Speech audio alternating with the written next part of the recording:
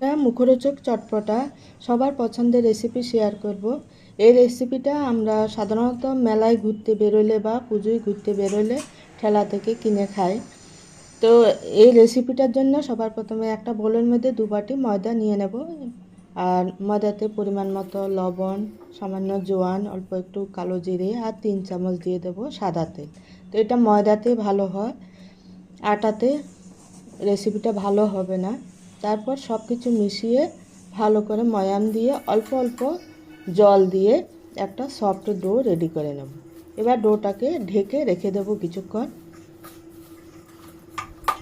তারপর চাটনির জন্য এখানে একটা ফ্রাইং প্যান গরম করে গ্যাসে বসিয়ে এর মধ্যে দিয়ে দেবো গোটা জিরে, মৌরি আর কালো জিরে দিয়ে শুকনো খোলায় ভেজে নামিয়ে ঠান্ডা করে গুঁড়ো করে নেব।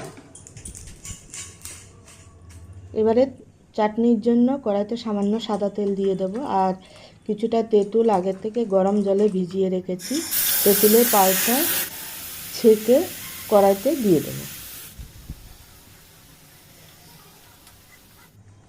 তেঁতুলের পাল্পটার মধ্যে দিয়ে দেব সামান্য হলুদ গুঁড়ো, পরিমাণ মতো লবণ আর কাশ্মীরি লঙ্কার গুঁড়ো দিয়ে দেব। 4 চামচ দিয়ে দেব চিনি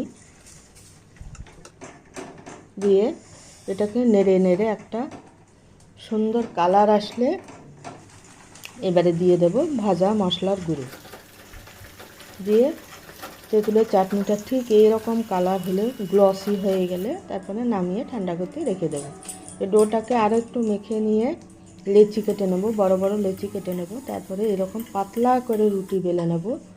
তো এটাকে পাতলা করেই বেলতে হবে।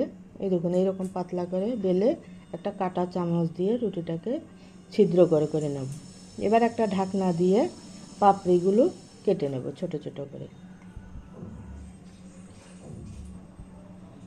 এইভাবে করে সব পাপড়িগুলো আমি কেটে রেডি করে নেব।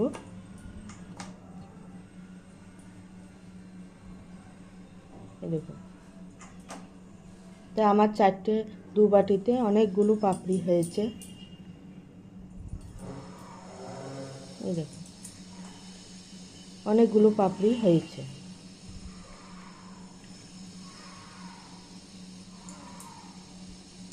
তারপর ভাজার জন্য দিয়ে দেব সাদা তেল।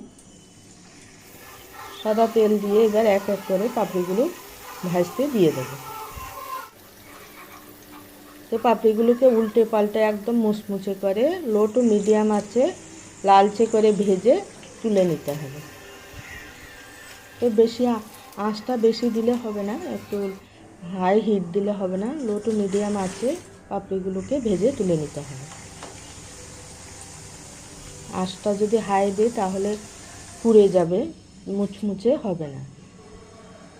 এবারে পাপড়িগুলোকে একটা প্লেটের মধ্যে সার্ভ করব। সামান্য একটু তেঁতুলের চাটনি লাগিয়ে এবারে আগের থেকে সিদ্ধ করে আলু এরকম কুচি কুচি করে কেটে নিয়েছি, আলু সিদ্ধটা দিয়ে দেব। সব পাপড়িগুলোর উপরে উপরে বসিয়ে বসিয়ে দেব। তারপরে দিয়ে দেব ভেজা ছোলা, তারপর দেব সেদ্ধ করা মটর, তারপরে দেব কুচি করা লঙ্কা কুচি দিয়ে তারপরে দিয়ে দেব পেঁয়াজ কুচি, দেব ধনেপাতা কুচি, দেব টক দই,